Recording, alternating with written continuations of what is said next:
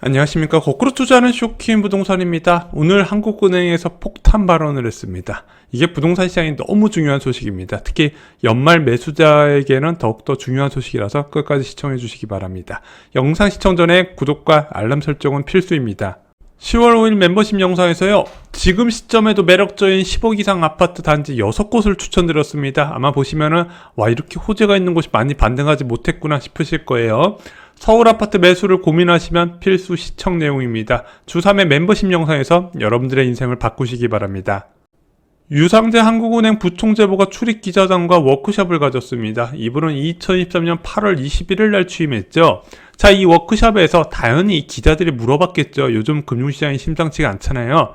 긴축 수준을 더 강화해야 되는 거 아니냐 이렇게 물어봤더니 유상재 한국은행 부총재보가 이렇게 답변을 했습니다.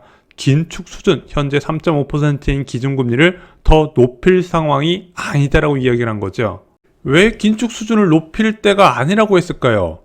먼저 한미 기준금리 역전에 따른 부작용이 보이지 않는다고 했습니다. 대표적인 부작용은 환율이나 금리, 시장가격, 자금 유출 등 이런 것들이 현재까지 문제가 되지 않는다. 그래서 최근에 원달러 환율이 급등하고 채권금리가 급등한 과정에서도 감내 가능한 수준, 예상 가능한 범위 내에서 움직이다고 본 것 같습니다.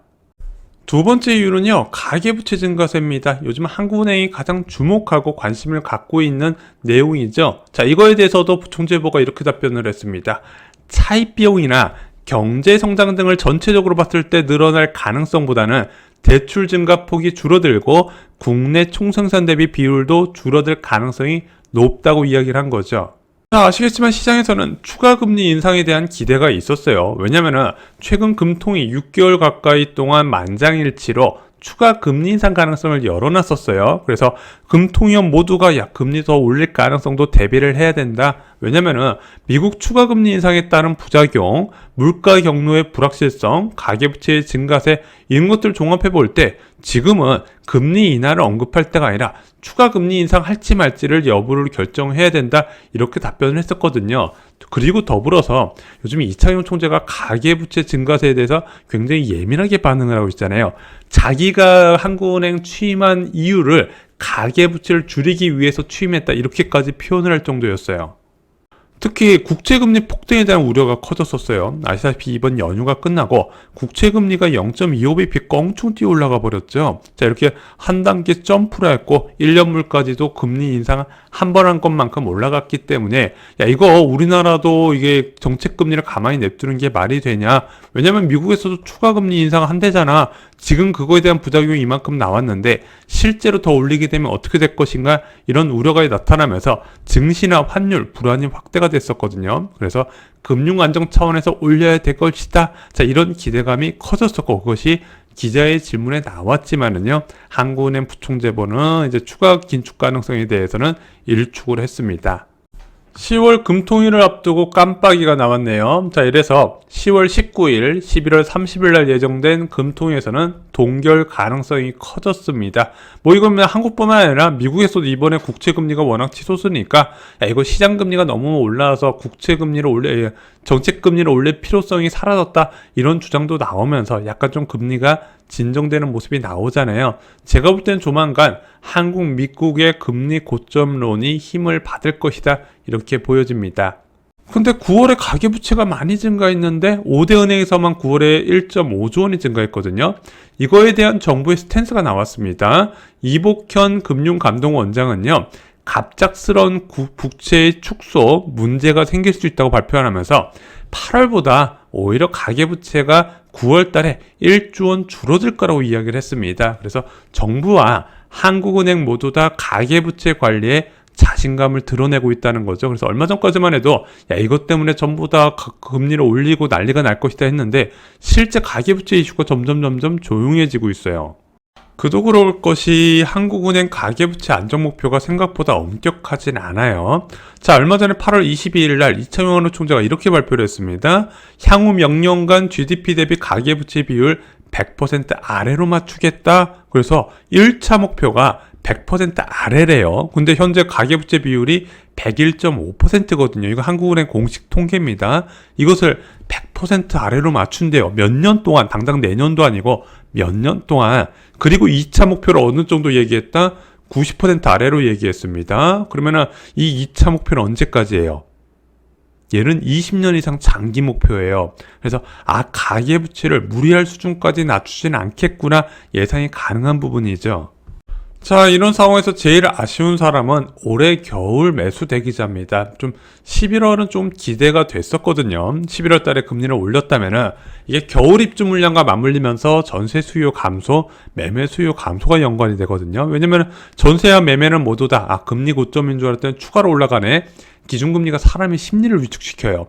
기준금리 오른다고 시장금리가 바로 제깍제깍 반응되는 게 아니라 따로 움직일 수 있음에도 불구하고 심리적인 영향을 주다 보니까 전세 수요가 크게 감소하면서 입주 물량 증가 시기에 매매 가격 하락과 연관이 됐었는데 그것을 기대하기 어렵게 됐습니다. 마지막으로 한 번 더 기회가 올 수 있게 됐는데 아쉬워요. 왜냐면 우리 이제 구독자들 중에서 올 연말 매수 대기자가 정말로 많았거든요. 그런데 이제 금리 인상 가능성이 좀 없어지면서 일단 이번 겨울에서는요 좀 더 추가적인 기회가 오기는 쉽지 않을 것 같습니다. 그럼에도 불구하고요 내 집 마련은 2024년 초까지 끝내는 것을 추천드립니다. 자, 무주택자는 2년마다 한시적으로 내 집 마련 기회를 얻게 됩니다. 그런데 장기적으로 볼 때, 뭐 단기적으로는 어떻게 될지는 알 수는 없겠지만 장기적으로 볼 때 금리 3.5% 상황에서 내 집 마련을 하는 이번 겨울은요 괜찮은 시기라고 봐요. 그래서 이번 겨울에 3.5% 기준금리 상황에서 또 이제 매도하려는 다주택자들의 매도 물량이 나오게 됐거든요. 왜냐면은 다주택자들은 겨울에 한시적으로 매도할 수 있고 이때 또 이동이 많이 있어요. 자녀가 학교가 끝나는 시기라서 그때 나오는 금매를 잡아보시는 것을 추천드립니다.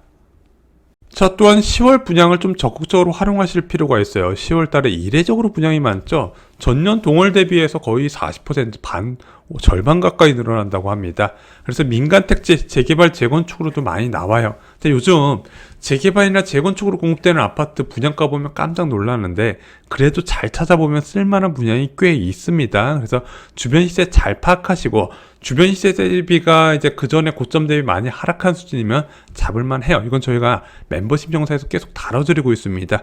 그 많은 분양 중에서도 고분양가 상황에서도 쓸만한 평형은 있다는 거죠. 두 번째, 공공택지 3기 신도시 사전청약 있고요. 2기 신도시 검단이나 동탄에서 나오게 됩니다. 이런 거 굉장히 좋아요. 일단은 사전청약은 뭐 묻지마 투자로 접근하셔도 되고요. 2기 신도시도 괜찮단 말입니다. 자, 위치가 별로로 가시는 분들 계세요. 그러면은 이렇게 말씀드리고 싶어요.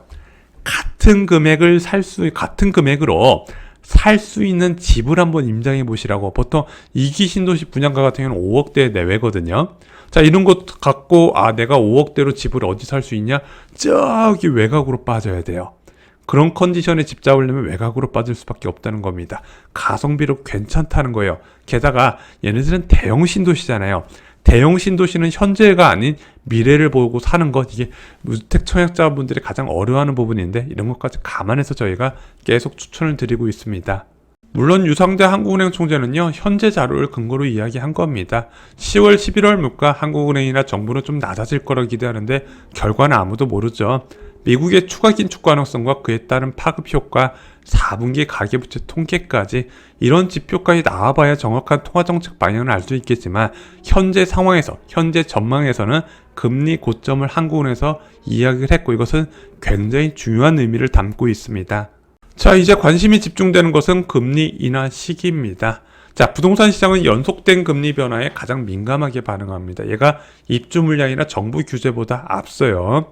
현재까지 내년 상반기 금리 인하 베팅이 가장 많았는데 최근에는 4분기 금리 인하 가능성도 좀 나오고 있어요. 근데 이제 금리가 왜 인하가 늦어질 것이냐, 높아진 물가 때문이라고 그러는데 솔직히 한국은행에서는 이번에 높아진 물가에 대해서 크게 의미 부여하지는 않을 겁니다. 왜냐면은 근원 물가는 그대로 유지하고 있고 관리 물가 품목 제외하고는 낮아지는 추세이기 때문이죠. 자, 결국 물가에 달린 문제입니다. 한국가의 금리는 물가에 의해 결정된다 말씀을 드렸습니다.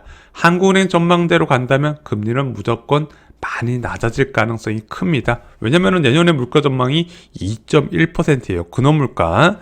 자, 한국은행 전망대로 내년 근원물가가 2.1%가 될까? 그에 대해서는 유가의 불확실성이나 정부의 공공요금 인상 가능성 때문에 누구도 장담할 수는 없지만 진짜 그냥 한국은행 전망대로만 간다고 예상해 볼게요. 실제 최근에 한국은행 전망이 잘 맞아요.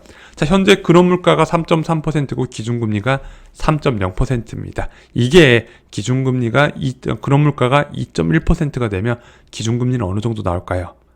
아무리 못해도 한 2.5는 맞춰지겠죠. 기준금리가 2.5%가 내년에 이루어진다면 솔직히 매매는 모릅니다. 어떻게 움직일지. 이미 올라가고 있는 집값 어디까지 올라갈지는 신의 영역이라고 말씀을 드렸습니다. 다른 건 모르겠지만 전세는 2.5% 기준금리에 정말 많이 오를 겁니다. 전고점을 위협하는 수준까지 올라갈 수도 있습니다. 왜 그런지는 다음 영상에서 설명을 드리겠습니다.